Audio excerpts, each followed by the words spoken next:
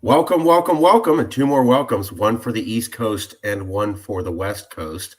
Part of our continuing series where we talk to reporters, writers, anybody on the left, activists, philosophers, anybody on the right, as long as we can provide their perspective to you, unfettered and unedited, so that you could do this thing that was popular back when I was in high school called thinking for yourself.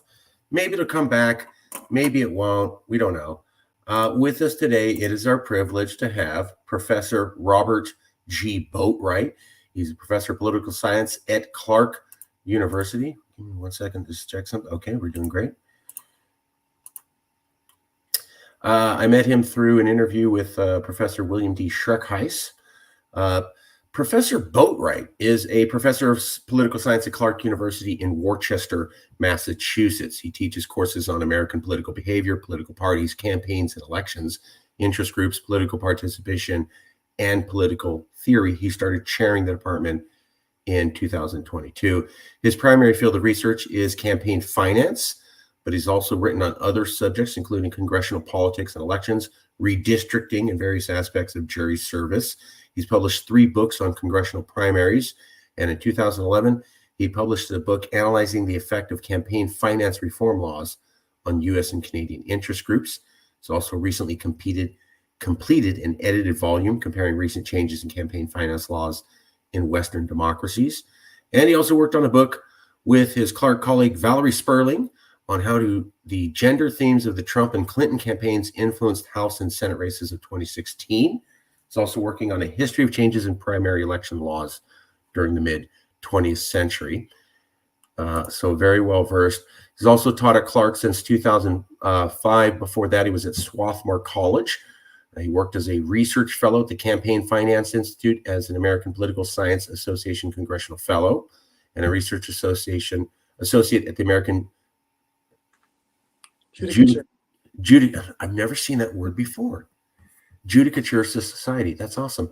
Grew up in Cleveland, Ohio. Received a BA from Carleton College, PhD from the University of Chicago. Currently a chair of political science there at Clark University. Also was an associate professor, and he teaches in political parties, interest groups, political participation, and political theory. Also worked at the National Institute for Civil Discourse, University of Arizona. As a research director. The Campaign Finance Institute, where he's a research fellow, Swarthmore College, where he's an assistant professor of political science, the American Political Science Association Congressional Fellow in Washington, D.C. from 1999 to 2000, and the American Judicature Society. We already went over some of the education. Some of the publications include Trumping Politics as Usual, A Crisis of Civility, Political Discourse and Its Discontents, Handbook of Primary Elections, The Deregulatory Moment, Congressional Primary Elections, Getting Primaried, The Changing Politics of Congressional Primary Elections, Interest Groups, Campaign Finance. So a lot of experience in political polarization, politics, the aspects of it. These are some of the classes that the professor teaches: Introduction to Politics, Public Opinion in American Politics, Roots of Political Theory, American Political Thought and Behavior, Political Discourse on Today's College Campus. That sounds fascinating. Political Theorists, Campaigns and Elections, Modern and Postmodern Political Theory, and Legislative Redistricting, the Geography of Politics. Professor, before we go any further, did I say anything wrong? Is there something we need to correct up front? Let's see, I should probably update the bio that's there. So I have a book coming out in April called Reform and Retrenchment. It's the book you mentioned, the history of primary election reforms over the course of the 20th century. So that'll be out in a couple months. Most importantly, the city I'm in is called Worcester. Everybody mispronounces it, but thank you. Everybody who's not from here mispronounces it. So. I'm sorry. 1 second. And Reform and Retrenchment by Robert G. Boatright is your new book coming out? Yeah. Okay, let me pull up a screenshot of that real quick. Oh, here we go. 1 second. Oh, sorry. Never mind. Hold on. This is going to work out. All right. But there's a method to the madness here. Okay.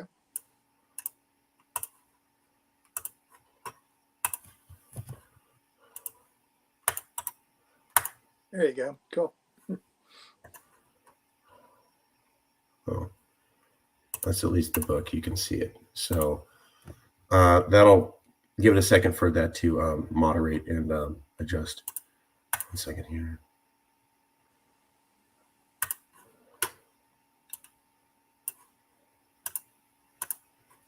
Okay. What is this book specifically about, Professor? So what this book is a history of efforts to fix primary elections. When primaries were introduced in the early 20th century, there were a lot of people who were worried that they would, or some people were excited about this, but everybody thought that primaries would basically destroy the ability of political parties to choose their nominees, to control the process of figuring out who would run for office. In fact, that didn't really happen. Over the course of much of the 20th century, political parties developed all sorts of means of controlling primaries, and most of the efforts that people made to reform primaries didn't really change them fundamentally. So it's a history of all of the various efforts to change primary election laws over the course of the 20th century.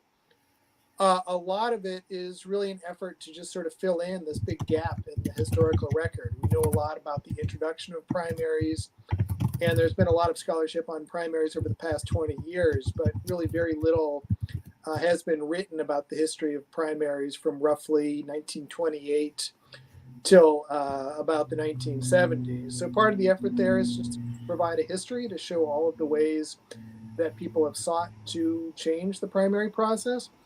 But there's also, I think, a story there for contemporary reformers. We're at a moment where a lot of Americans are really unhappy with the process of choosing nominees. And I'm talking here not so much about presidential nominees, but folks running for Congress, Senate, and so on. And there have been a lot of proposals to change how primaries work. So part of what I'm doing here is to try to, direct people's attention towards reforms that might actually make a difference and away from arguments about opening up primaries or doing other sorts of things that have been tried throughout history and haven't ultimately made that much difference. I'm sorry, Professor. I read newspapers and television articles, and they tell me primaries are the source of all of our problems of political polarization. They force extremists into the process. And if we simply just got rid of primaries and had open primaries, everything would work perfectly. Politicians would moderate themselves, and the public would only choose moderate politicians. Totally correct, right? Well, that's an argument that is common. I mean, you're out there in California, which has had nonpartisan primaries for over a decade. It's an argument that has a lot of theoretical appeal, but in practice, what we know is that political parties tend to get involved in primaries to try to confer the nomination upon their preferred candidates. So open primaries tend to disappoint people because we still tend to wind up with the candidate that the Democratic Party wants and the candidate that the Republican Party wants, except in overwhelmingly partisan districts where the parties don't necessarily get involved. The other sort of bit of caution there, I think, is that when you introduce nonpartisan primaries, voters tend to lose the most effective cue that there is. That is, partisanship is an important cue for voters in making up their minds. It makes a difference who political parties support, and if voters don't know this, they're likely to vote based on personality or based on other sorts of appeals. So for those reasons, if nonpartisan primaries in general have been relatively disappointing. Another point I think to make there, I'm not necessarily opposed to states experimenting with nonpartisan primaries. I think some of the experiments that we've seen have been pretty fascinating. Right now, there are 4 states that use nonpartisan primaries. We've got California, Alaska, the state of Washington, and the state of Louisiana. these are all kind of unusual states, and they're states that historically have had different sorts of political party organizations than much of the rest of the country. So a nonpartisan primary might be consequential in a state like Alaska that is dominated by the Republican Party and where candidates tend to compete over different sorts of things. But we don't necessarily know that it would be that consequential in sort of a traditional party state, a place like Ohio or Michigan or other states that have a longer history of entrenched political parties. So I tell me if I'm getting this wrong. What I think I'm hearing is a lot of good people want reform in America. They've seen the primaries, they participated in it, so it's an easy boogeyman. But you've taken the time to look at this over a very long period. And what you've largely found is that everybody really gets disappointed when they put all their eggs in that basket, like fixing primaries is going to fix everything. And the reason is the parties still seem to dominate the choice no matter what reforms they make. Is that close to what you're saying? Yeah, that's a good summary of it. Parties tend to dominate. One could argue that perhaps parties should dominate the process. We know that political parties, over time, if given the tools to do this, are going to pick candidates who can win, right? So again, in a state like California, if you have a district where a moderate Democrat is going to be the best candidate in the general election, one would expect that if the Democratic Party has the ability to step in and influence how things go, they're not going to pick some, extremely liberal candidate. They're going to try to pick somebody who will fit the district. And the same might go for the Republican Party. So that's part of it. But another aspect of what you've said here, I think is important, that we have a history in this country of people getting very, very fired up over process reforms that they think will make a difference. So perhaps the best bit of context, you mentioned that I've done a lot of work on campaign finance as well. Back when I was in my 20s, first going to graduate school, the cause of campaign finance reform was all the rage among the left. Everybody was convinced that the McCain-Feingold reforms were going to take big money out of politics. And what happened to those? And they just didn't, right? And those people who knew more than I did at the time were saying,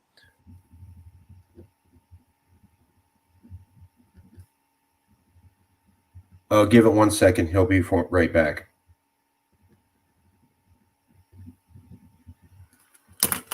We have a freeze. Give it 1 second.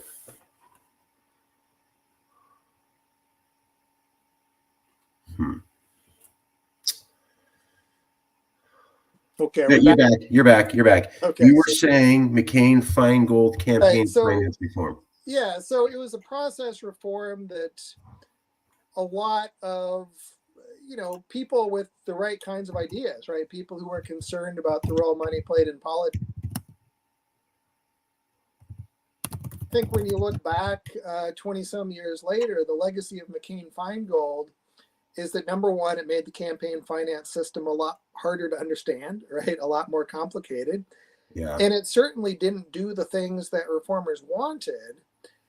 And as a consequence, I think people kind of lost interest in campaign finance reform. There is effectively no meaningful movement today to address campaign finance reform, right? A whole generation kind of, became disillusioned with that instead of trying to pursue more sensible reforms, more moderate reforms. So I worry about the same thing happening with primaries. I'm all for states experimenting with primaries. I'm all for political parties experimenting with primaries. But I worry that if this becomes a big national movement, that it'll wind up disappointing everybody and not necessarily making that much of a difference. And in the meantime, people are focused on this. There are other things that they could be focused on that I think would matter a bit more. I think what I'm feeling is that you're saying a lot of people have tried to change primaries. It's a mixed bag. It's a gamble if it's going to work or not, at best. and perhaps there's other lower hanging fruit to focus on. What if primaries aren't the solution, and we're not to believe all the talking heads on television, and we're not to believe all the people, my neighbors, who always tell me it's those extreme primaries, and if I could just get in, we had a moderate, and I could, what is the low hanging fruit? What would be a better Well, I mean, way in to the spend our case of time? primaries, and again, primaries are not the only problem with American politics by any means, but if one is looking to influence primaries, I think giving parties more flexibility to adopt the rules that they want. So, for instance, the Virginia Republican Party back in the last gubernatorial election had a problem. They had a candidate who was kind of from the Trump wing of the party, who was certain to be a loser in a statewide primary.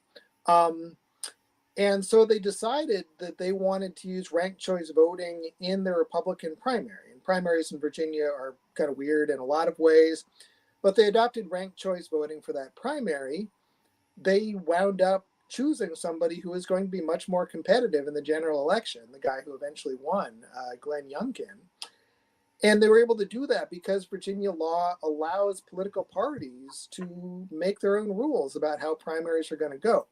So this is one way to think about it. We know that political parties have, when they have the option to do this, have strategically primaries, adopted open primaries, done other sorts of things depending on their electoral context.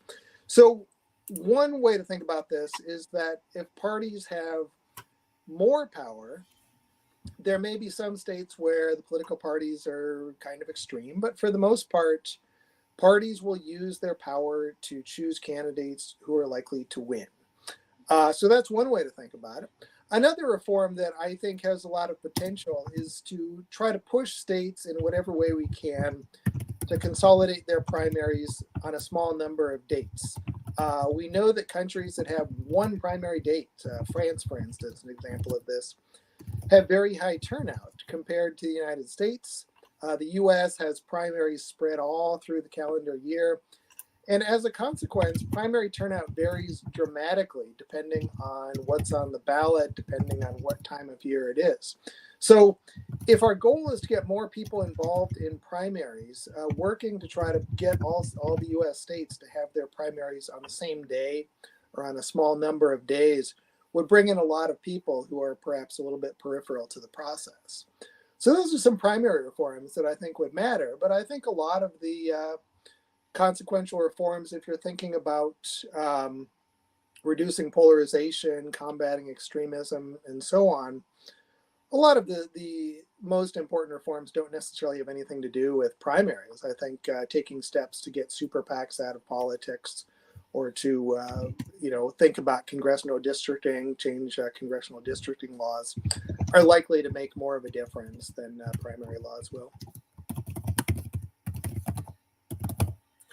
So removing PACs and changing redistricting could have a greater impact on the landscape of democracy and the people who are getting elected than dealing with primaries, is what you're finding. Well, super PACs, not PACs, right? There's an important difference. But yeah. Sorry. Right. What is the difference between a normal PAC and a super PAC, and why is super PACs much more dangerous? So regular PACs, political action committees, were a consequence of campaign finance reform laws of the early 1970s. A political action committee is formed principally to give money to candidates. And a PAC by law can give up to $5,000 per election cycle to any candidate. So there's a value to that. The value is that if you give money to a candidate, the candidate may not know who you are. Your contribution does not necessarily convey any particular information. But if you join a PAC, Podcasters of America or something like that, and give that money to a candidate, then that sends a signal, right? That sends a signal that people who share your agenda support this particular candidate.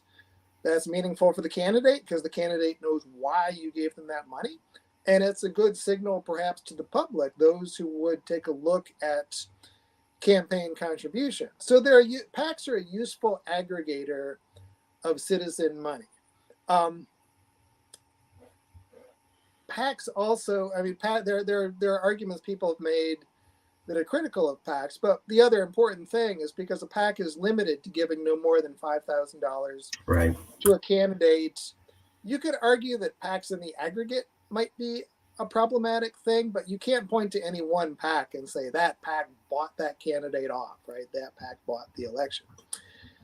Super PACs did not exist until the Supreme Court's Citizens United decision and the follow-up Speech Now versus the FEC decision of 2010.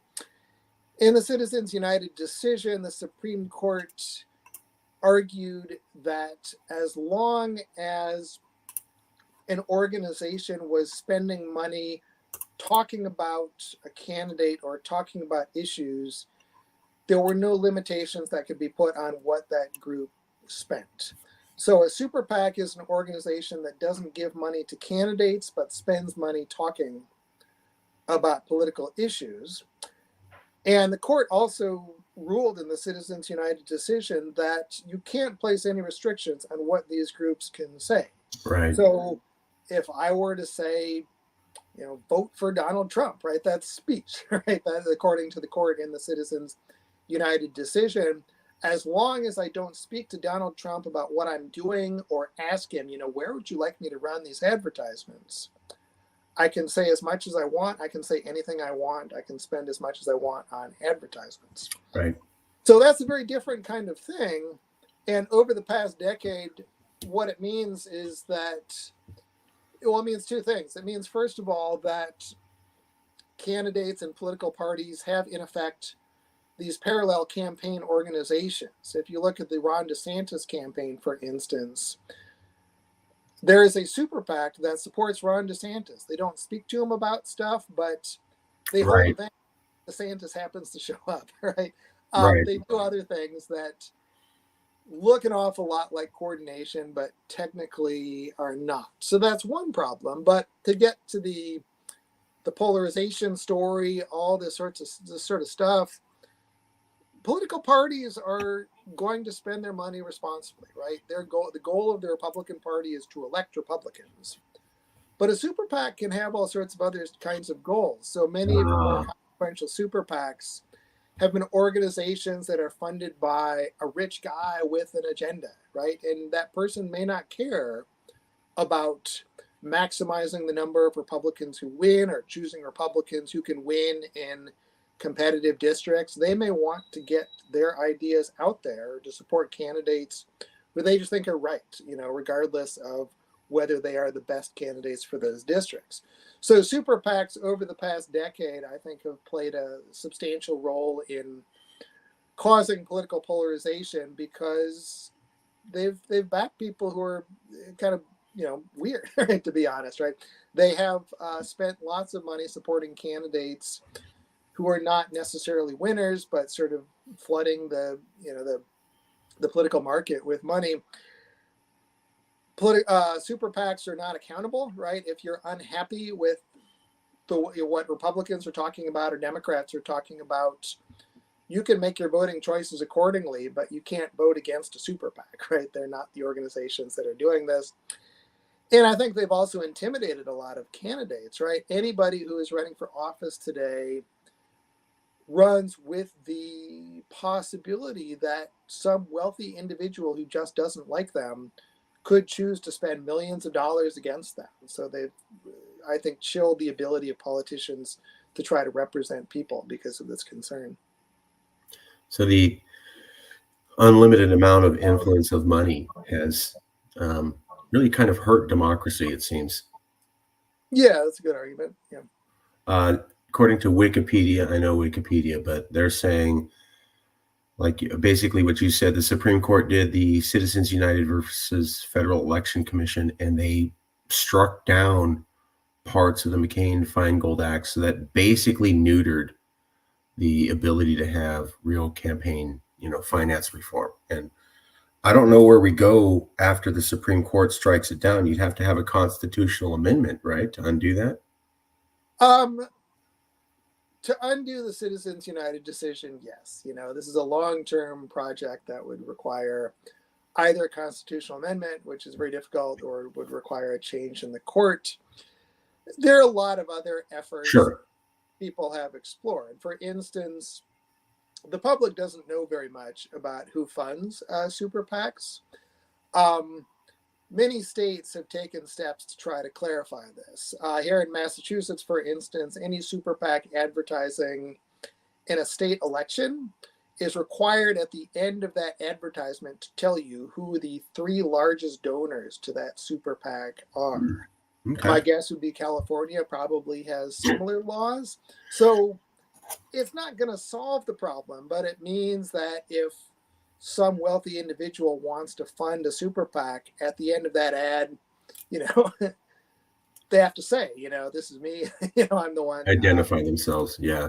So I think that informs the public, and it can also I think, deter some people from spending this kind of money, right? If you have a very public facing business, maybe you don't necessarily want to be directly associated with this sort of communication.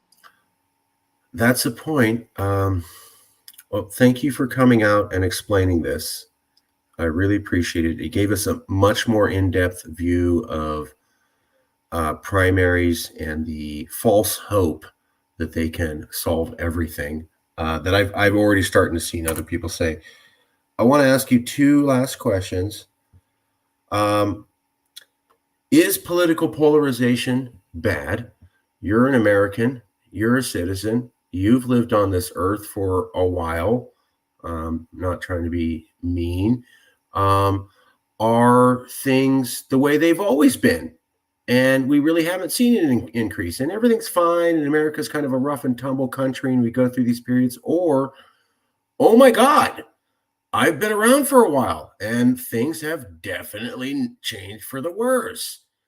Which one, in your opinion, Professor? Well, it's a complicated story, right? A certain Okay. level of differentiation between political parties is important, right? It gives voters a reasonable way to make decisions. If you have a nonpartisan election, or if you have two political parties that are pretty much the same, then your vote doesn't matter. But it's important for political parties to have a range of different sorts of views, right? And it's important for parties to be able to negotiate with each other, right? It's important in the American system for some Republicans to be willing to join with some Democrats some of the time. And so right now we are more polarized, our Congress is more polarized than it has been at any point in at least a century, if not ever. And that means, first of all, that there's really nothing that political parties can compromise on. Everything becomes a partisan issue. And the other problem here is that a lot of the polarization we see in America is not about issues, right? It's about these sorts of tribal identities. Once something becomes seen as a Democratic issue or a Republican issue, people reflexively decide whether they are for or against it. So I can give you a whole lot of examples of this, right? We as a country really failed to have a reasoned discussion about how to address COVID because the concept of mask wearing, right, became a liberal and a conservative thing, right? People took positions on this, and people died because of this. Yep. If you look at the politics of the country right now, there are legitimate discussions to be had about American higher education, about whether anti-Semitism is a problem at American universities these days. And you saw what happened, right? Over the course of a couple months, an important discussion just became gobbled up by partisan politics. And now it's become Republicans wanting to knock off what they see as Democratic presidents of American universities. And the real issues go away, right? It's become increasingly difficult to have a conversation about how to address issues when everything becomes partisan. So I think that's the big risk, and that's something that it's bigger than Congress, it's bigger than elections, but I think in many ways it starts with the election system that we have. It took us about what, 2 to 3 weeks for a conflict in a foreign land between two foreign people to have us turn on each other. Yeah, exactly. That was, I remember thinking, look, regardless of what your opinion is on this is not good for unity in America. I mean, that issue hit, and then people immediately just started going at it. And I'm like, oh, that's not helpful if we're already in a highly hyperpolarized place. Professor, last question. This is America. We went through the 1960s. We went through the Civil War. We survived. People are just hyping this up. We'll get over it. People will just calm down on their own. We'll have another election. Some savior will come and fix everything. And so we don't really need to be worried because it'll all work itself out. This isn't really a permanent problem. America has ups and downs. I don't need to be concerned about political polarization becoming concretized. It'll pass on its own. Or, wow, that's really naive. This is a unique problem and it will require hard surgery. Which one, in your opinion, is more accurate, Professor? I don't know. I think that if you had asked me this a few years ago, Oh, no. I would have thought, we can solve this. There are many people who point to the politics of the 1890s, the early 20th century, and say there was a moment when America was very polarized, when America was very unequal. And a decade or two later, the progressive movement came along. And although not all of the ideas of the progressive movement have worn well, it was a reaction to that, right? That America got its act together to change laws. Americans rethought their connection to the political parties, and the political parties became very different over a few years. So I think a few years ago, I would have said, those things happen, right? That we as a country will evolve. But the flip side of this is that some of the things that have really shaken up the party system are things like wars, depressions, right? Major sorts of events. And for all of the, bad stuff that's gone on in America, it's not necessarily clear that we have had any event that can shake us out of this, nor should we necessarily want some sort of terrible event to reshape how the parties work. So if you look at other countries that have gotten as polarized as we have, oftentimes what happens is that the government really ceases to function well.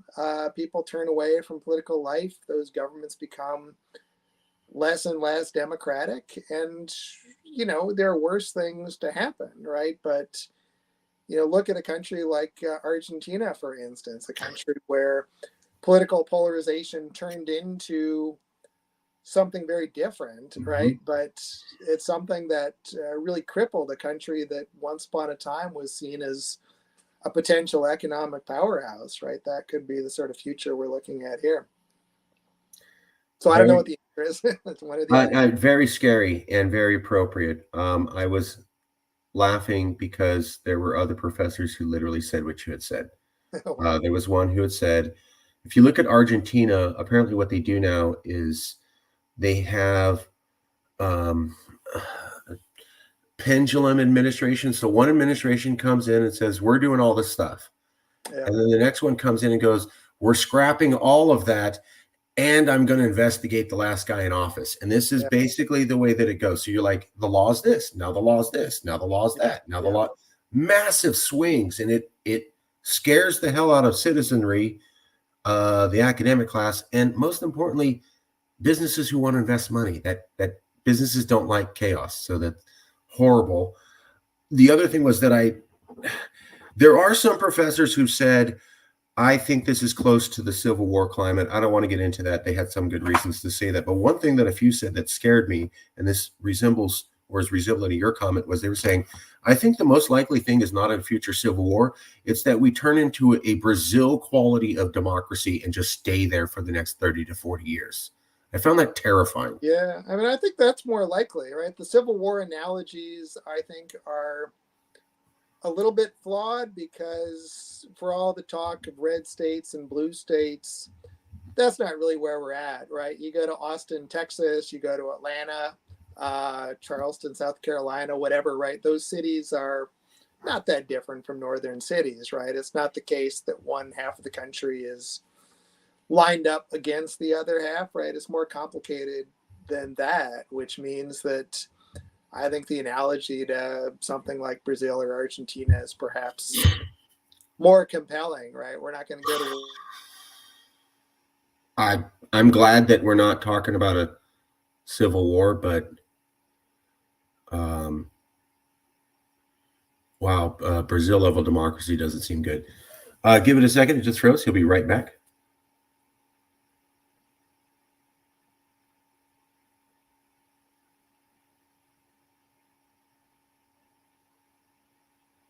Let's give it a minute. All right, there it is. There we go.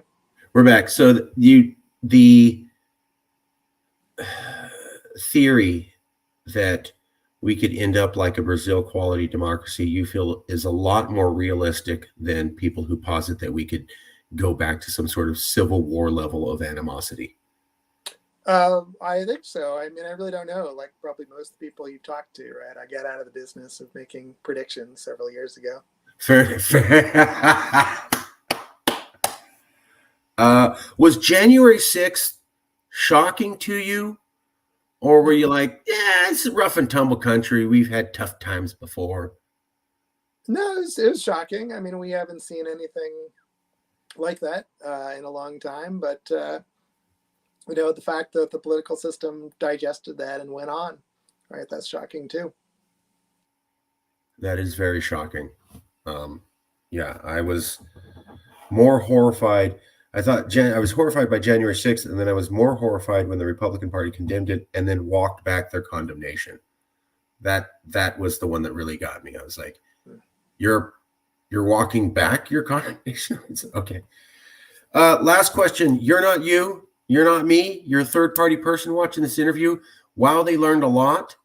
They're struggling to remember it all, but they're saying to themselves, well, I learned a lot, and there was a lot of material. It's hard to retain it all. A lot of good material, though. But there was this one thing that the professor said, and it's 5 days after I finished watching that interview. I still can't get that one thought out of my head. What is that one thought, Professor? There are no easy solutions, right? As a country, we've tried many things to make our democracy work differently over the past century or two. Some of them have made a marginal difference. It's important to keep trying to improve democracy, but there's not one button we can push that's going to make a difference. And if we start thinking there is, then we'll just be disappointed. There's no silver bullet, magic arrow, one big change that will snap everything back into place. Yeah. Okay. We'll leave it there. You don't have to answer, but we always ask. I'm going to send you a copy of the video in a little bit.